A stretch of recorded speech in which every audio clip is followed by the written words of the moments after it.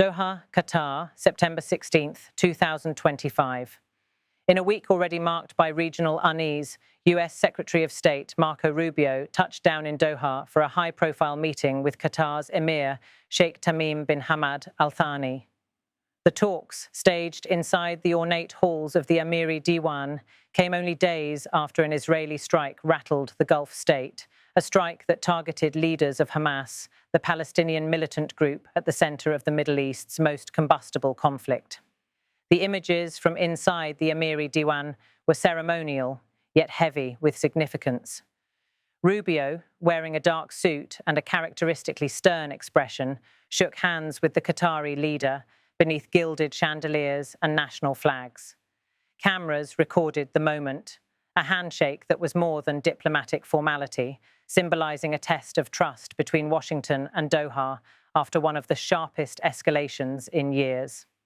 The timing of Rubio's trip was no coincidence. Israel's recent strike on Qatari soil shocked the region, not only for its military implications, but also for the political insult it carried. Qatar, long cast as an indispensable mediator in negotiations between Israel, Hamas, and international actors, suddenly found itself thrust into the center of a storm. The strike, described by Israeli officials as a targeted effort to eliminate Hamas figures, left Qatar furious and questioning whether its delicate role as a go-between could still stand. In the streets of Doha, public anger simmered. On social media, Qatari citizens demanded that their government reconsider its mediator status, with many calling for a harder line against Israel. For the United States, however, the situation was far more complex. Washington has long relied on Qatar's unique position, hosting both Hamas political figures and US military forces to bridge impossible divides. The strike put that arrangement at risk. It was into this fraught environment that Rubio arrived, tasked with preventing Qatar from walking away from the negotiating table. Rubio's decision to personally make the trip underscored the urgency. Aides described the meeting as vital to preserving what little diplomatic traction remains in Gaza talks. The Amiri Diwan, the official residence of Qatar's Emir, provided both the pomp and the discreet privacy needed for such conversations.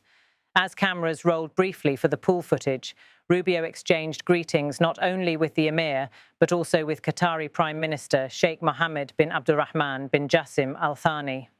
After the ceremonial handshake, the doors closed and the real business began. Inside, according to officials familiar with the agenda, discussions centered on three core issues: ensuring Qatar's continued role as mediator in Gaza ceasefire talks, addressing the fallout of the Israeli strike, including Doha's outrage and demands for accountability, reaffirming US security assurances to Qatar in the face of perceived Israeli overreach. Though the meeting was closed door, carefully chosen words emerged in statements afterward. Rubio, speaking to reporters, made clear Washington's expectations. Marco Rubio said, "The United States will continue to encourage Qatar to play a constructive role in efforts to free all hostages and end the war in Gaza." For Qatar, the Emir conveyed his nation's grievances directly. Officials described Sheikh Tamim as firm but measured, reminding Rubio that Qatar could not be expected to mediate indefinitely if its sovereignty continued to be violated. While his comments were not broadcast in full, aides indicated he stressed Qatar's non-negotiable right to defend its territory. Rubio's visit reverberated beyond Doha. In Tel Aviv, Israeli officials followed the meeting closely, wary that American reassurance might embolden Qatar to take a harder line against them. Analysts in Jerusalem framed Rubio's trip as an implicit rebuke of Israel's decision to strike, even if Washington never used the word rebuke publicly.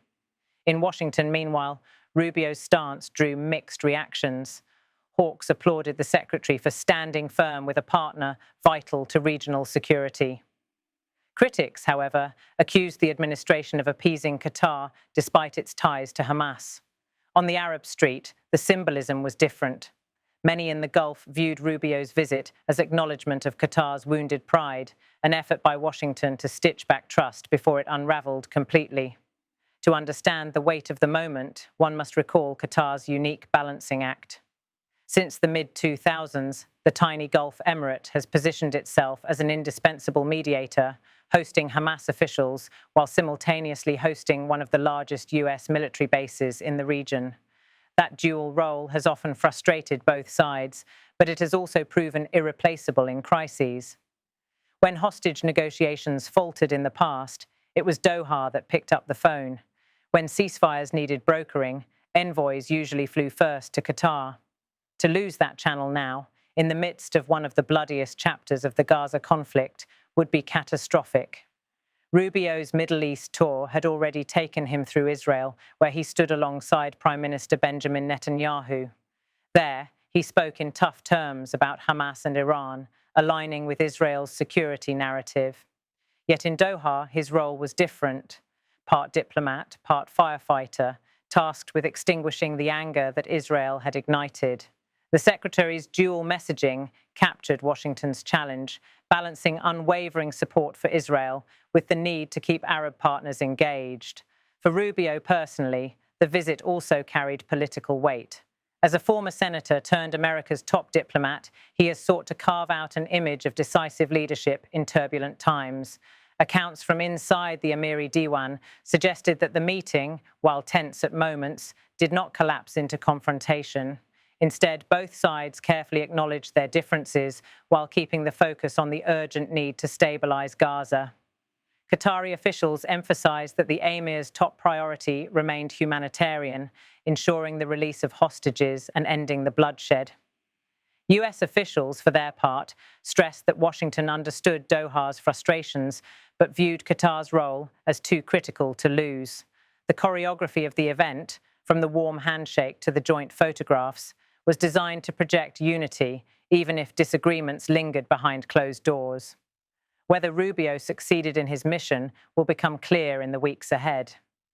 If Qatar continues its mediation role, even under strain, the trip will be hailed as a quiet success. If Doha begins to withdraw, citing national dignity and public pressure, the failure will ripple across the region. For now, the US has secured at least a temporary assurance that Qatar will not abandon the process. Diplomats describe the situation as day-to-day, with each Israeli move capable of upending the fragile balance. The Doha meeting was not just about one emirate. It was about the shifting architecture of the Middle East. As conflicts overlap, Gaza, Iran's nuclear program, Hezbollah's maneuvers, the role of mediators becomes more vital than ever. Qatar, despite its small size, has once again proven to be a fulcrum on which regional diplomacy pivots.